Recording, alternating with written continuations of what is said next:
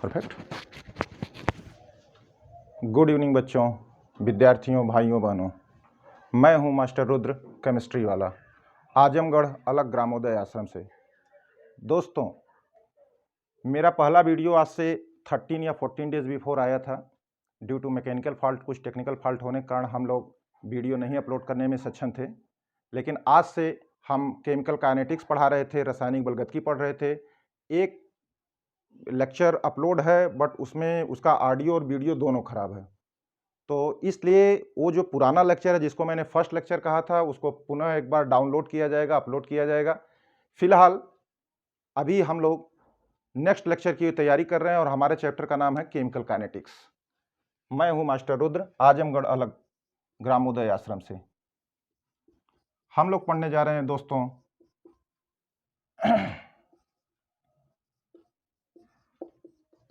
Chemistry में chapter हमारा चल रहा था केमिकल काइनेटिक्स।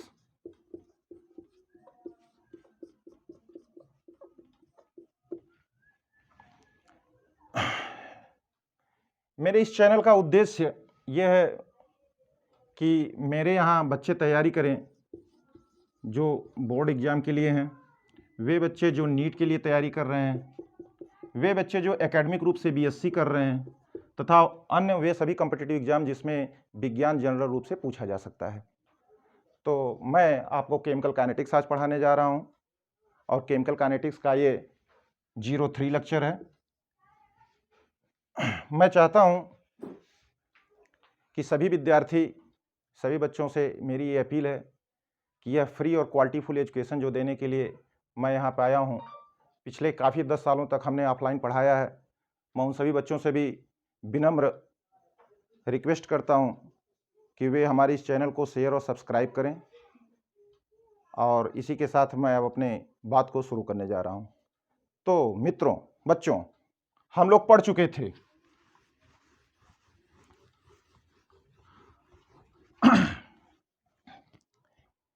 केमिकल काइनेटिक्स में पढ़ा जाता है rate of reaction. Chemical kinetics में पढ़ा जाता है rate of reaction and factors affecting the rate of reaction. वे बच्चे जो सीबीएसई बोर्ड से हैं या यूपी बोर्ड से हैं, वे इस बात को लेकर के लैंग्विस्टिक प्रॉब्लम में ना आए। मैं हिंदी और इंग्लिश दोनों में लिखूंगा। रेट ऑफ रिएक्शन का मतलब अभिक्रिया दर, factors affecting the rate of reaction मतलब अभिक्रिया दर को प्रभावित करने वाले कारक कौन कौन है। हम लोग पढ़ चुके हैं, मेरे पहले लेक्चर में भी पढ़ाया जा चुका था कि factors affecting the rate of reaction, एक फैक्टर जो हम लोग पढ़ चुके हैं वो था बच्चों नेचर ऑफ रिएक्टेंट। सभी लोग ध्यान से इसको उतार भी सकते हैं। अभिकारक का स्वभाव।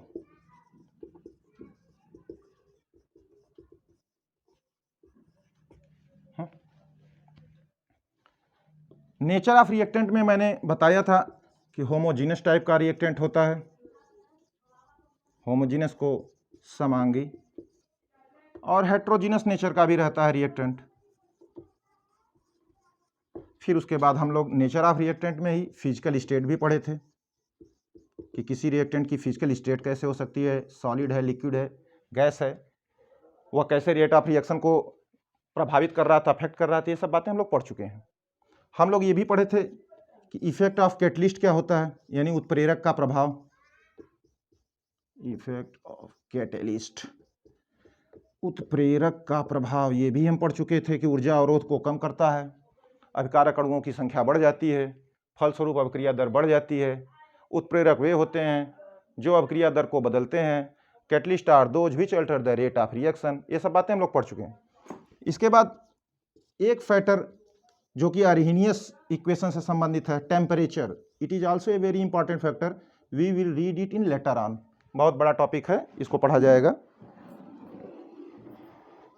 और एक सबसे इंपॉर्टेंट फैक्टर है कंसंट्रेशन, सांद्रता।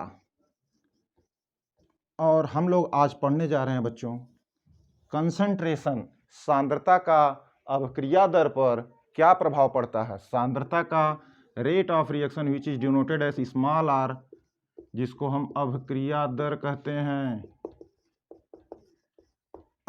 इस सांद्रता का अभिक्रिया दर पर कैसे प्रभाव पड़ता है, क्या क्या नियम है। सबसे बड़ी heading, factors affecting the rate of reaction, these are the factors in which the temperature and concentration, these are the most important factor in which the concentration is most. So dear बच्चों, ध्यान लगा करके अपनी copy पर ये सब आप उतार लीजिए और हम लोग अपनी हेडिंग बना लीजिए, सांद्रता का प्रभाव अभिक्रिया दर पर।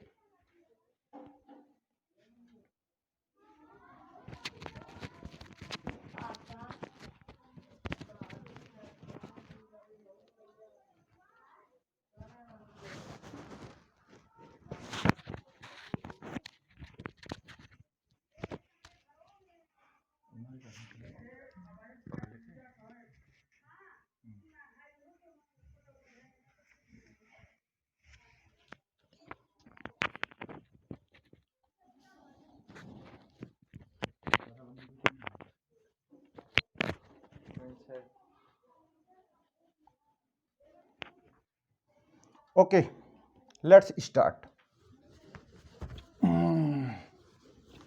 गाते रहो, गुनगुनाते रहो, मौज मस्ती से केमिस्ट्री पढ़ते रहो। Chemistry is very easy subject, इसमें समझना है और याद भी करना है। सब कुछ बहुत इंटरेस्टिंग है, समझ लिए, याद हो गया। याद करना क्या होता है, revision is remembering. If you are revising any चीज you will remember it. Okay, let's come. तो भैया कंसंट्रेशन हमारी हेडिंग थी, शायद चौथा या पांचवा नंबर पे है। कंसंट्रेशन बोले तो सांद्रता। चलो, इसका रेट ऑफ रिएक्शन पे क्या प्रभाव पड़ रहा है, कैसे पड़ रहा है। पहले तो कुछ बातें नोट करें। पहली बात बच्चे नोट करें, rate of reaction denoted by small r is directly proportional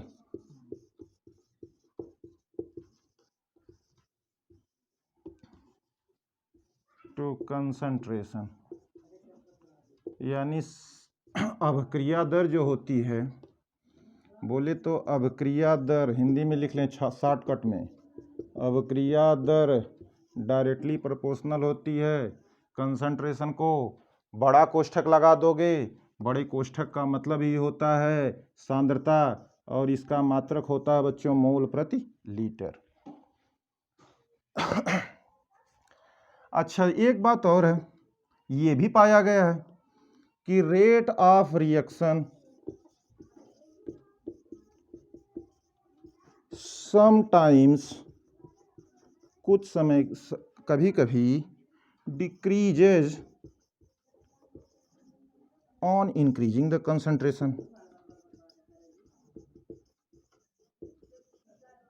इसका मतलब ये हुआ भैया कि आर का, इसका मतलब आर का, एक तो पहली बात तो ये हो गई जनरल बात। फिर कह रहा है कि अभिक्रिया दर कभी कभी घट जाती है सांद्रता बढ़ने पर। तो अभिक्रिया दर का संबंध उल्टा भी हो सकता है सांद्रता से। चलो भाई, ये भी एक पॉइंट निकल के आया। तीसरी बात पढ़ते हैं, रेट ऑफ रिएक्शन अभिक्रिया दर समटाइम्स कभी कभी अनअफेक्टेड, कोई प्रभाव नहीं पड़ता है, अनअफेक्टेड बाय इंक्रीजिंग कंसंट्रेशन। यानी सांद्रता बढ़ने पर कभी कभी अभिक्रिया दर पर कोई प्रभाव नहीं पड़ता है। बात समझ में आ रही। एक बात और लिख लीजिए, इसका मतलब क्या हुआ कि आर का सांद्रता के, आर का, यहां से एक बात लिख देते हैं, आर का सांद्रता के साथ हो सकता है कोई समीकरण नहीं है तो भैया पावर 0 भी लगा सकते हैं। फिलहाल अभी तो मैं इस बात को मिटा रहा हूं, ये भी हो सकता है, ठीक है। फिलहाल इसको एक बात, 3 बातें नोट कीजिए, फर्स्ट सेकंड थर्ड, हिंदी और इंग्लिश दोनों में। अभिक्रिया दर कभी कभी अप्रभावित रहती है। यूपी बोर्ड के अच्छे बच्चे इंग्लिश सीखें, क्योंकि एकेडमिक में आपको बीएससी में जाना है और वैसे भी दुनिया इंग्लिश मीडियम हो रही है, तो आप लोग थोड़ा सा ध्यान लगाइए इधर। हाँ, इसको नोट कर लीजिए।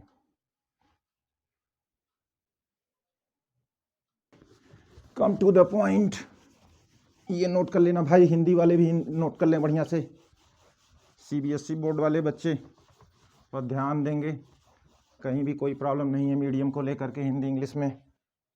ओके, चौथा पॉइंट था भाई ये कि रेट ऑफ रिएक्शन आल्सो कभी कभी मतलब भी डिपेंड ऑन प्रोडक्ट कंसंट्रेशन भैया। चलो अब क्रिया दर हिंदी में भी लिख देते हैं भैया।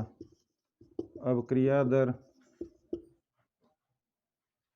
को उत्पाद की सांद्रता भी प्रभावित कर सकती है, उत्पाद की सांद्रता भी प्रभावित कर सकती है। अगर ये चार बात आपके समझ में आ गई है तो फिर हम कंसंट्रेशन का रेट ऑफ रिएक्शन पे कैसे कैसे इफेक्ट पड़ रहा है, अब इस बात को थोड़ा डिटेल में पढ़ेंगे। वे बच्चे जो स्पेशली मेडिकल और इंजीनियरिंग की तैयारी के लिए लगे हैं, वे बच्चे जो बोर्ड में काफ़ी अच्छा सिक्योर करना चाहते हैं in the chemistry, they may contact to me. Qualityful and free education here by master Rudra. Okay dear, प्रचार की बात खत्म हुई, आते हैं इधर। सांद्रता, चार बातें हैं, यानी कि रेट ऑफ रिएक्शन जनरली बढ़ता है, सांद्रता बढ़ने से अभिकारकों की। रेट ऑफ रिएक्शन अनएफेक्टेड, अप्रभावित भी हो सकता है। रेट ऑफ रिएक्शन का नाम है डिक्रीज भी कर सकता है सांद्रता बढ़ने पे। और रेट ऑफ रिएक्शन कभी कभी प्रोडक्ट की कंसंट्रेशन पे भी डिपेंड करने लगता है, यानी उत्पाद की सांद्रता पे भी निर्भर करने लगता है। तो ये जो चार बातें थीं, इन चार बातों में जो हमारी पहली बात थी, फर्स्ट पॉइंट, कि generally the rate of reaction increases on increasing the concentration of the reactant species, यानी कि अभिक्रिया दर सामान्यतः बढ़ती ही है यदि अभिकारक की सांद्रता बढ़ रही है। तो ये बात, इस जनरल बात को हम पहले यहीं से शुरुआत कर देते हैं। एक बहुत बड़े वैज्ञानिक साहब लोग थे, हाँ इसको बने रहने दो, दो वैज्ञानिक थे, गुल्डबर्ग एंड वागे साहब। They proposed law of mass action. भैया कहते हैं हिंदी में द्रव्य अनुपाती क्रिया का नियम। गलती के लिए क्षमा प्रार्थी रहेंगे अगर हिंदी में कहीं कुछ गड़बड़ी हो जा रही है, sometimes I also miss with the Hindi. द्रव्य अनुपाती क्रिया नियम या सक्रिय द्रव्यमान नियम भी कहते हैं। गुडबर्ग वाग का नियम, law of mass action. Law of mass action जो इन दोनों वैज्ञानिकों के द्वारा दिया गया था, इन्होंने बताया कि सांद्रता के बढ़ने पर अभिक्रिया दर बढ़ती है। कैसे बढ़ती है, ये इन लोगों ने बात कही। बात को हम याद करते हैं जनरली। आप बोर्ड के बच्चे हैं तो याद करिए, आप कंपटीशन के बच्चे हैं तो ध्यान दीजिए और समझ लीजिए। मैं बात लिख दे रहा हूं बच्चों। गुडबर्ग साहब ने कहा था the rate of a reaction is directly proportional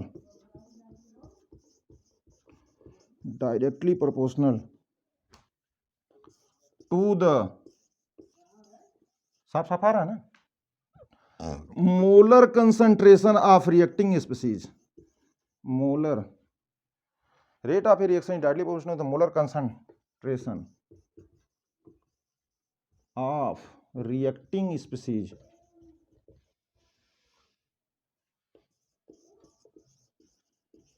with, यहां से रुक जाइए, with the rate of a directly proportional to the product of molar concentration, product of, sorry, rate of a reaction is directly proportional to the product of the molar concentration of reacting species. बात आगे और नीचे बढ़ते हैं। With each concentration term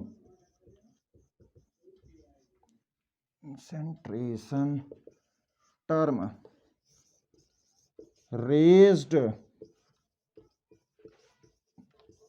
to the power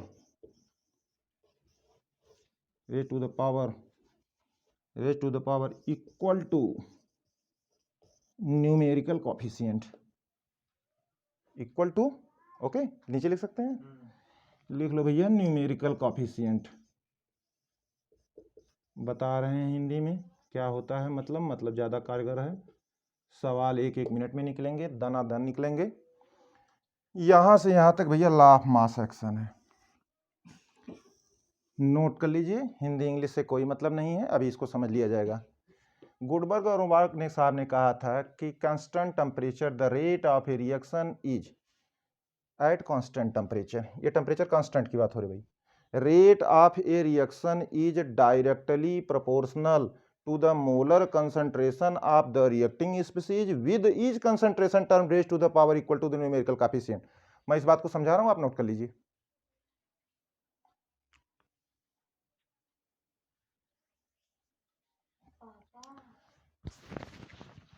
बच्चे तो screenshot ले सकते हैं ना, देख लिखा रहे।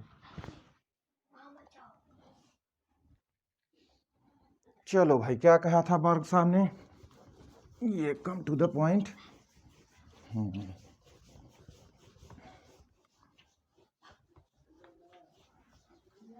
इन्होंने कहा, बहुत सिंपल सी बात है, उन्होंने कहा लेट एक रिएक्शन हैपनिंग हो रही है, लेट एक रिएक्शन हैपन हो रही है, 2A से B रिएक्ट करके C बन रहा है। तो लॉ ऑफ मास एक्शन कहता है कि रेट ऑफ ए रिएक्शन किसी इस अभिक्रिया में, देखो भैया ये अभिकारक पक्ष है और ये उत्पाद पक्ष है। रिएक्शन जो है यह इरिवर्सिबल नेचर की है, तीर के पोंछ के साइड का बताता है this is the reactant and this is the product. चलो बच्चों हट जाओ, निकल जाओ तुम लोग। तो चलो, इन्होंने कहा कि रेट ऑफ रिएक्शन किसी अभिक्रिया की दर जो रहती है उसके जो अभिकारक की मोलर सांद्रताएं के सीधा संबंध रहता है उनका। यानी यहां पे अभिकारक ए है तो ए की सांद्रता, और उन्होंने कहा अभिक्रिया दर बी की भी सांद्रता के सीधा संबंध रहेगा। और गुडबर्ग और वाग ने यह कहा था कि आगे की देखो जो ये संख्याएं हैं अणुओं की संख्याएं हैं, मॉलिक्यूल्स हैं, मोल्स हैं, इन्हीं मॉलिक्यूल्स और मोल्स को उन्होंने कहा raised to the power to the numerical equal to the numerical coefficient. ये जो आगे की गुणांक संख्याएं हैं, जिस अभिकारक के सामने जितना स्टोइकियोमेट्रिक कोएफिशिएंट न्यूमेरिकल कोएफिशिएंट लिखा है भैया उसी को पावर चढ़ा दो। यानी यहां आगे 2 लिखा है तो यहां पावर 2 हो जाएगा, यहां 1 लिखा है तो यहां पावर 1 हो जाएगा। तो इस बात को हम डायरेक्ट कह सकते हैं, प्रोडक्ट कर दो भैया, ए के पावर 2 चढ़ गया और बी के पावर 1 चढ़ गया। ओके, ये प्रोपोर्शनलिटी को हटाने के लिए, फार्मूला को इक्वलाइज करने के लिए हम एक कांस्टेंट का प्रयोग करते हैं, कांस्टेंट है के, तो हो गया ए के पावर 2 बी। ये है भैया, इस तरह से इस अनजान रिएक्शन की हम लोगों ने गुडबर्ग और वाग के अनुसार अभिक्रिया दर लिख दी। आगे देखते हैं, थोड़ा ध्यान से समझिए, एकदम बेसिक स्टेप बता रहे हैं, उसके बाद आगे हम बढ़ते जा रहे हैं। किसी कहीं कोई समस्या होगी तो आप कमेंट में पूछेंगे। चलो, मान लो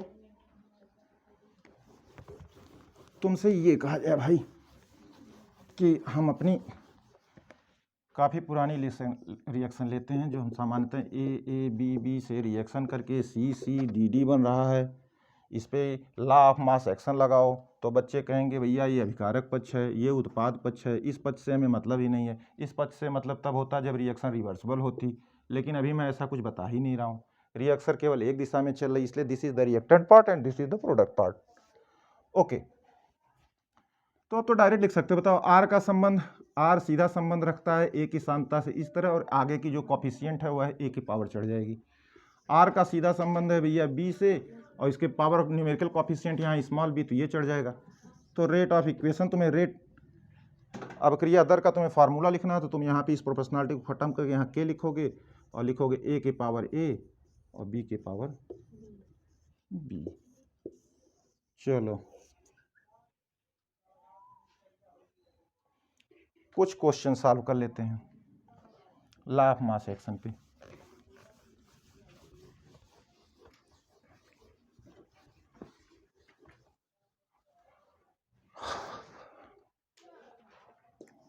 क्वेश्चन नंबर 1, चलो भैया ले लेते हैं। P + 2Q से बन रहा है R। If P concentration, if ऐसे लिखते हैं, इफ कंसंट्रेशन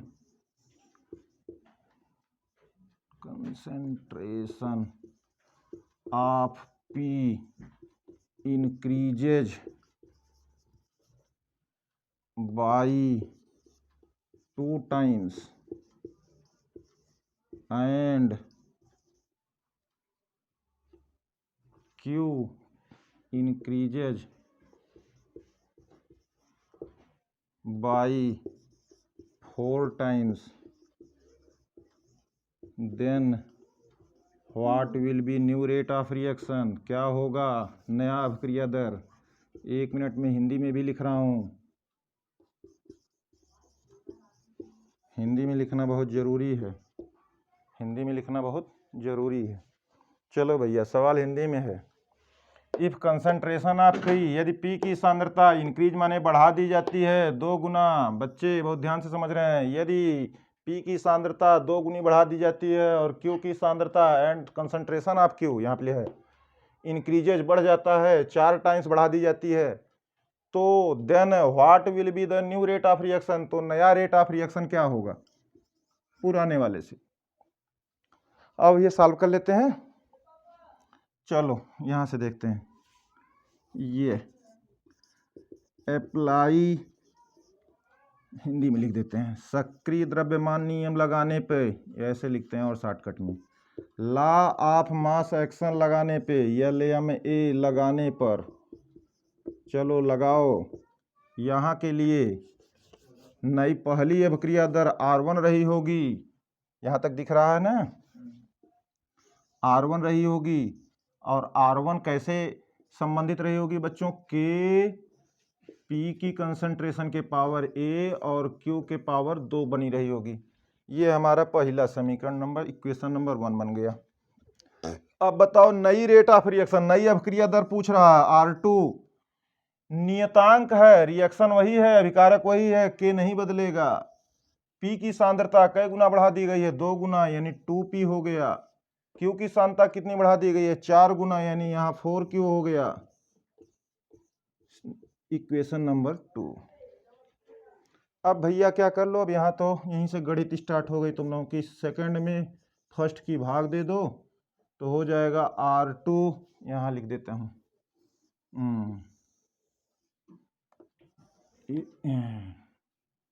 R2 बटा R1 बराबर, चलो भाई R2 में क्या था? K था, 2P है, 4Q का होल स्क्वायर है, फिर K है, फिर नीचे P है, फिर क्या है भाई? Q का स्क्वायर। यहाँ चलो काटो पीटो, K से K कट गया, P से P कट गया, Q से Q कट गया, ये Q स्क्वायर से कट गया, Q स्क्वायर, यहाँ 4 का स्क्वायर, 4 4 4 जा 16, और 16 2 जा 32। क्यों भाई बच्चों? R2 अपान R1, देखो यहाँ 2 बचा है, यहाँ 4 का स्क्वायर 16 बचा है, आंसर आ गया 32। तो R2 यानी नई अभिक्रिया दर वह पहली अभिक्रिया दर से 32 गुना तेज हो गई। आंसर छोटे छोटे बोर्ड एग्जाम में, छोटे छोटे नीट के एग्जाम है, नोट कर लो भैया। P की सांता 2 गुना Q की सांता 4 गुना, P की सांता 2 गुना Q की सांता 4 गुना बढ़ा देने पर नई अभिक्रिया दर क्या होगी? कुछ नहीं बताया है, लॉ ऑफ मास एक्शन लगा दो। लॉ ऑफ मास एक्शन लगाना आपको आ गया है, फटाफट यहाँ पे लग गया। सबका प्रोडक्ट कर दो इनके कंसंट्रेशन स्पीसीज का, जो न्यूमेरिकल कोफिशिएंट है उनकी पावर चढ़ा दो, हो गया भैया। बाकी जैसा सवाल में बोला वैसा रख दो, भाग दे दो आंसर आगे।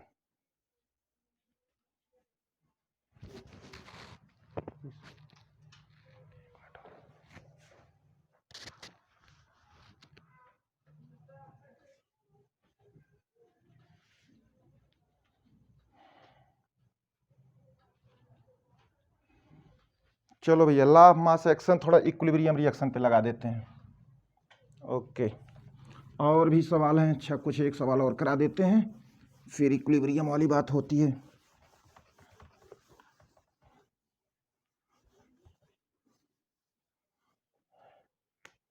चलो भैया, 2p plus 3q r plus 2s लिख लो, let this is our imaginary reaction. यदि हिंदी में लिखता हूँ आपकी, इंग्लिश में कन्वर्ट करो। इफ द कंसंट्रेशन, यदि, अब ऐसे लिखूंगा, P, इसका मतलब P की सांद्रता हो गया को, चलो भैया 2 गुना कामा Q की सांद्रता इतना हो गया 4 गुना बढ़ाने पर नई अभिक्रिया दर क्या होगी?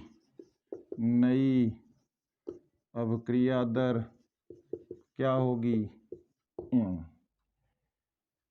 In this reaction, if the concentration of P increases by twice times and the concentration of Q increases by 4 times, then what will be the new rate of reaction? बोलो भाई, बच्चे फटाफट लगा सकते हैं। चलो, LMA लामा लगा दिया यहाँ पे, लॉ ऑफ मास एक्शन। पहला रेट ऑफ रिएक्शन लिखेंगे R1 बराबर के P के पावर 2 Q के पावर 3।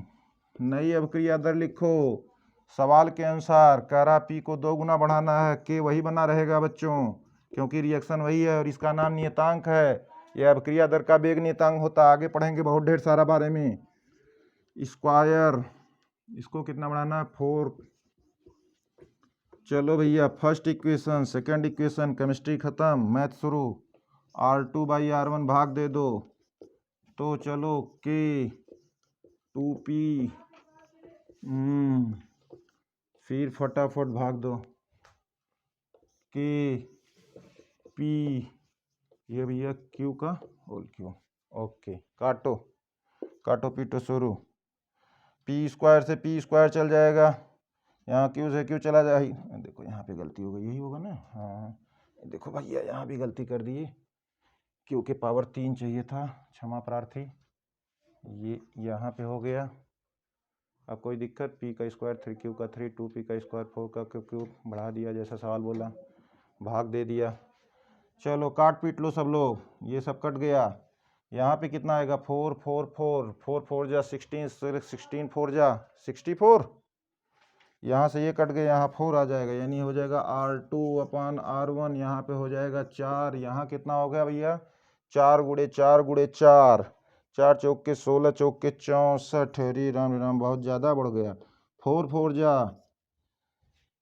4 जा 16, 1 कैरी, 4 6 जा 24, 1 256 टाइम्स। तो तरीके, यानी कि R2 256 गुना ज़्यादा है R1 से। उतार लो, देख लो, R2 आ गया 256 time more than first rate of reaction. चलो बच्चों, उतार लो। अगर आपको ये वीडियो पसंद आया है तो इसको लाइक और सब्सक्राइब करें। मैं मास्टर रुद्र बहुत ही अंतरिम गहराइयों से आपको धन्यवाद देता हूँ। ये आजमगढ़ अलग ग्रामोदय आश्रम है। हमारे इस संस्था का उद्देश्य केवल एक ही है कि बच्चे क्वालिटीफुल एजुकेशन ले, फ्री मिलें, और हमारे शिक्षा की एक ऐसी अलग जगह कि गाँव का उदय हो। गाँव ही हमारे देश की जान है। ओके मित्रों, जय हिंद, जय भारत।